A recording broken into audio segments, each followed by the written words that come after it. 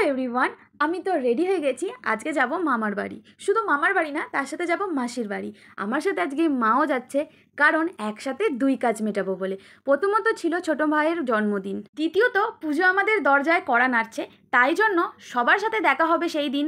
সেই কারণেই মা সবার জন্য পুজোর গিফটও সাথে করে নিয়ে গেছিল, সেই দিন দিয়ে দেবে বলে। ভাই তো আমাদের জন্যই অপেক্ষা করছিল যে আমরা যাব, তারপর লাঞ্চ করতে বসবে। যেতে একটু লেট হয়ে যায়, তো আমরা পৌঁছানোর পরই ভাইও লাঞ্চ করতে বসে গেল। তারপরে আমরাও লাঞ্চ কমপ্লিট করে এখানে ভাই একটা গিফট পেয়েছিল, যে পাজল। তো আমি বসে বসে সেটা সলভ করলাম। আমার তো এগুলো করতে খুব ভালোই লাগে। লাঞ্চ করে ওঠার পর হাতে অনেকটা যেহেতু সময় ছিল, সেই জন্য চলে গেছিলাম একটুখানি শপিং করতে।